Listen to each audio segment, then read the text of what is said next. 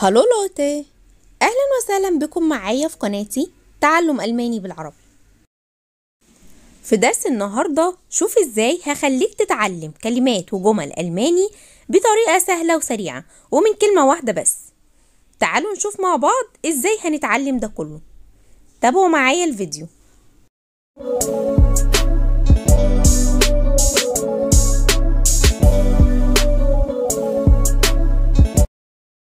طيب خلينا عارفين ان الكلمة الأساسية أو الفعل الأساسي معانا في الدرس هو فعل schlagen.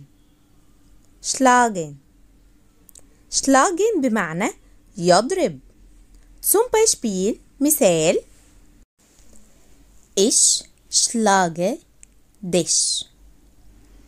Ich schlage dich. Ich schlage dich بمعنى أنا أضربك. طيب لو حطيت قبل schlagen vor هتبقى vorschlagen. vorschlagen بمعنى يقترح. zum Beispiel مثال: Ich schlage vor. Ich schlage vor. Ich schlage vor. أنا أقترح. لو حطينا قبل schlagen aus هتبقى ausschlagen بمعنى يرفض. zum Beispiel مثال: Der Kunde hat das Angebot ausgeschlagen. Der Kunde hat das Angebot ausgeschlagen. Der Kunde hat das Angebot ausgeschlagen. رفض العميل العرض. أو ممكن كمان أقول Mein Freund hat die Einladung zum Abendessen ausgeschlagen. Mein Freund hat die Einladung zum Abendessen ausgeschlagen. رفض صديقي الدعوة على العشاء.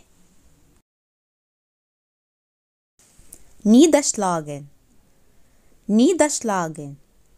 في تعبير مهم جدا بيتقال مع الفعل niederschlagen. Die Augen niederschlagen. Die Augen niederschlagen بمعنى يغض البصر أو ألقي عينيك إلى الأسفل.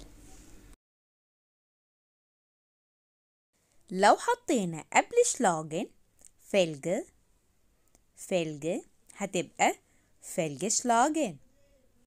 Fehlgeschlagen بمعنى يفشل. zum Beispiel مثال: Der Plan ist fehlgeschlagen. Der Plan ist fehlgeschlagen. Der Plan ist fehlgeschlagen. الخطة فشلت. لو حطينا قبل schlagen nach هتبقى nachschlagen بمعنى يفتش أو يبحث عن. zum Beispiel مثال: Ich schlage im Buch nach. Ich schlage im Buch nach. Ich schlage im Buch nach بمعنى يفتش على معلومة أو كلمة بالكتاب. لو حطينا قبل schlagen zu هتبقى zuschlagen بمعنى أغلق شيء بقوة. zum Beispiel مثال: Warum musst du die Tür so zuschlagen? Warum musst du die Tür so zuschlagen? لماذا تغلق الباب دائما بقوة؟ آخر كلمة معانا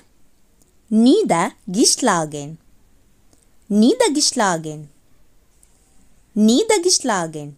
مش هقول لكم معناها ايه، وعايزاكم انتوا تكتبوا لي في التعليقات وتقولوا لي يعني ايه niedergeschlagen بالعربي. هستنى الإجابات بتاعتكم في التعليقات. وبكده يكون خلص الدرس بتاعنا النهارده. أتمنى يكون الدرس عجبكم واستفدتوا معايا. تشوس.